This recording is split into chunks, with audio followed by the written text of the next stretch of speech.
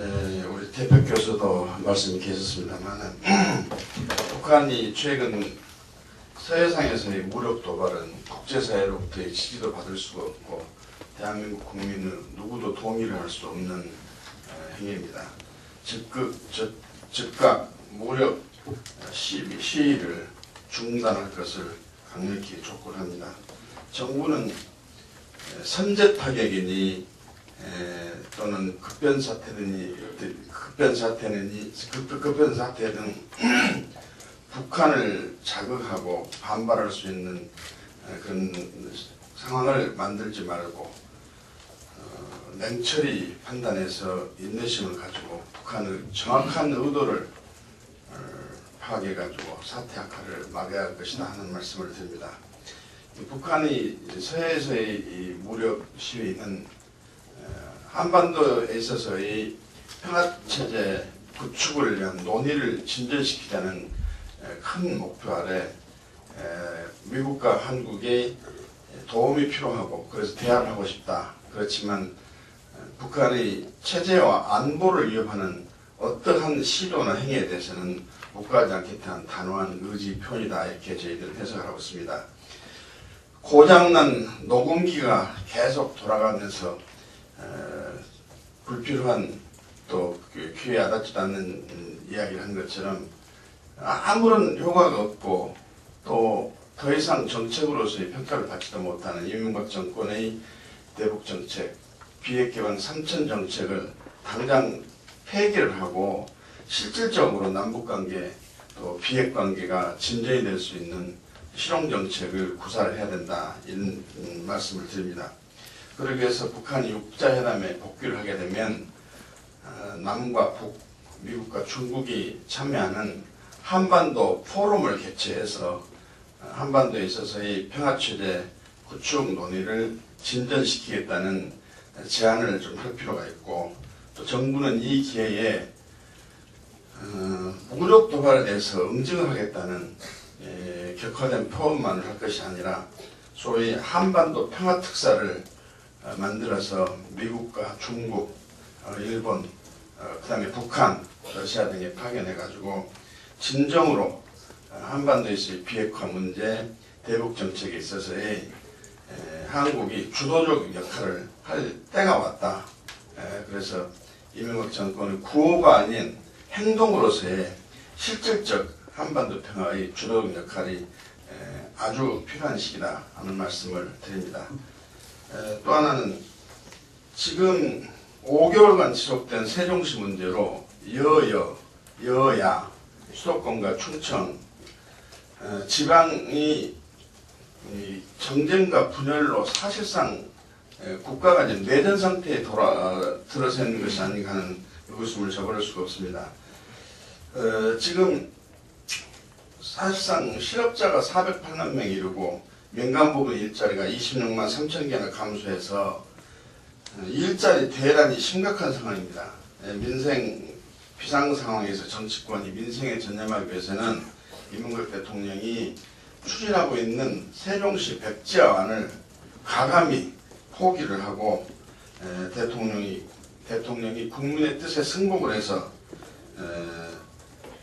포기하는 결단을 보여줄 것을 촉구를 하면서 우리는 2월 국회에서 세종시 백지화를 일단 선언하고 국회 민생특위를 구성해가지고 일자리 창출을 위한 추가 경쟁 예산안 편성 그리고 체불임금 해소 등을 논의를 하도록 제안할 필요가 있지 않는가 이렇게 생각을 합니다. 이상입니다. 네, 김진표 최고위원님 말씀입니다.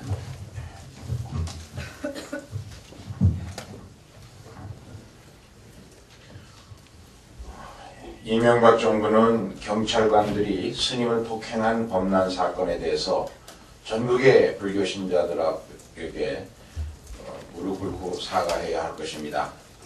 지난 19일 경기경찰청 의왕경찰서 소속 경찰관 2사람이 불교계 4대 강문화개발사업 저지 특별대책위 위원장을 맡고 있는 김포 용화사 주지 지관 스님을 폭행한 범란이 발생했습니다. 경찰은 단순한 우발적 폭행 사건이라고 하지만 의문점이 한두 가지가 아닙니다. 자정이 넘은 시간에 도심에서 멀리 떨어진 사찰을 경찰관이 찾아가서 주지 스님을 폭행했다. 이걸 과연 우발적이라고 볼 수 있겠습니까?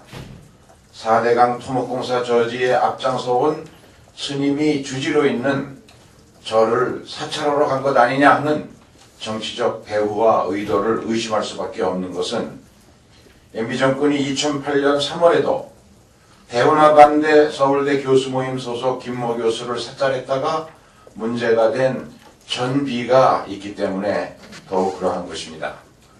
MB 정부는 2명의 경찰관을 파면 해임하는 것으로 사건을 축소하려고 할 것이 아니고 그 배후 관계를 철저히 파헤치고 이번 범란에 대해서 진정으로 엎드려 사죄하고 분노하고 있는 불교계와 국민들 앞에 참여해야 할 것을 요구합니다.